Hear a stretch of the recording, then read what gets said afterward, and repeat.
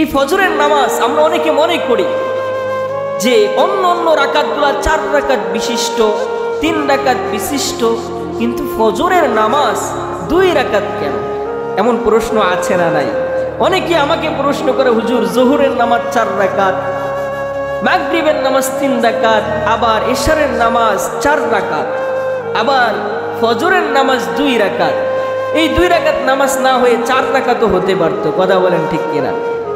না, আল্লাহ সুবহানাহু ওয়া তাআলা আদম আলাইহিস সালাতু ওয়াস সালাম থেকে নিয়ে হযরত ঈসা আলাইহিস সালাতু ওয়াস সালাম পর্যন্ত যত নবী রাসূলগণ এসেছেন, প্রত্যেক নবী রাসূলদের ইবাদত সমষ্টিগত উম্মতে মুহাম্মাদির জন্য দান করেছেন। বলেন না সুবহানাল্লাহ।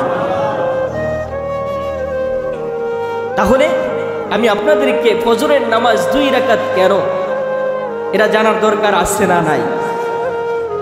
ইবলিস যখন জানতো এবার আদম আলাইহিস সালাতু ওয়াস সালাম, মা হাওয়া আলাইহিস সালাতু ওয়াস সালামকে কিভাবে ধোঁকা দেওয়া যায়, নফসের মধ্যে কিভাবে ধোঁকা দেওয়া যায়, সে করতেছে জান্নাতের দরওয়াজায় আয়েশা আদমকে ডাক দেয়া বলতেছেন, হে আদম, হে হাওয়া, আল্লাহ রাব্বুল আলামিন তোমাদেরকে বলেছেন এই গাছের কিনারায়ও যেও না, যদি যাও তাহলে এর পিছনে একটা কারণ আছে, যদি এই গাছের ফল তুমি খাও তাহলে জান্নাত থেকে তোমাদেরকে বের হতে হবে না, তোমরা চিরদিন জান্নাতের মধ্যে বসবাস করতে পারবা। যখন এই প্রচলনা দিল, নফসের মধ্যে এই প্রচলনা দিল, এবার আদম আলাইহিস সালাতু ওয়াস সালাম ও মা হাওয়া আলাইহিস সালাতু ওয়াস সালাম ওই নিষিদ্ধ গাছের ফল তারা ভক্ষণ করে ফেলে। হে দুনিয়ার মুসলমান ইমানদার আল্লাহর গোলাম, আল্লাহ সুবহানাহু ওয়া তাআলা এবার মা হাওয়া আলাইহিস সালাতু ওয়াস সালাম ও আদম আলাইহিস সালাতু ওয়াস সালামকে দুনিয়ার জমিনে পাঠায়া দিলেন। আদম আলাইহিস সালাতু ওয়াস সালামকে পাঠাইলেন হিন্দুস্তানের চারণভূমিতে অথবা শ্রীলঙ্কায়, আর মা হাওয়া আলাইহিস সালাতু ওয়াস সালামকে পাঠালেন জেদ্দায়। এ দুনিয়ার মুসলমান ইমানদার আল্লাহর গোলাম, ওই যে আদম আলাইহিস সালাতু ওয়াস সালাম আল্লাহ পাক আদেশ করেছেন তুমি এই জান্নাতের ফল খেও না, এই কারণে আল্লাহ পাক দুনিয়ার জমিনে তাদেরকে পাঠায়া দিলেন। আদম আলাইহিস সালাতু ওয়াস সালাম শত শত বছর পর্যন্ত পার হয়ে যায়, মালিকের কাছে রোনাজারি করে, নামাজ পড়ে, রোনাজারি করে, কাঁদতে কাঁদতে আদম আলাইহিস সালাতু ওয়াস সালাম কোন সময় বেহুশ হয়ে যাইতেন। মা হাওয়া আলাইহিস সালাতু ওয়াস সালামেরও দেখা নাই। শত শত বছর পর আরাফার ময়দানে মা হাওয়া আলাইহিস সালাতু ওয়াস সালামের সাথে আদম আলাইহিস সালাতু ওয়াস সালামের সাথে দেখা হয়ে যায়। বলেন না সুবহানাল্লাহ।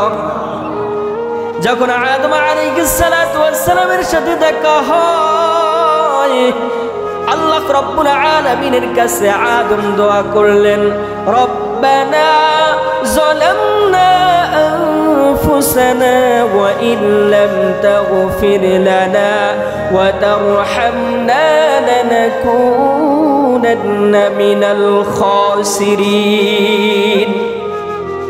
যখন আদম আলাইহিস সালাতু ওয়াস সালাম এই দোয়া করলেন, জিবরাইল আলাইহিস সালাতু ওয়াস সালামের মাধ্যমে আদম আলাইহিস সালাতু ওয়াস সালামকে জানায়া দেয়, হে আদম, আমার রব 350 বছর পর তোমার দোয়া কবুল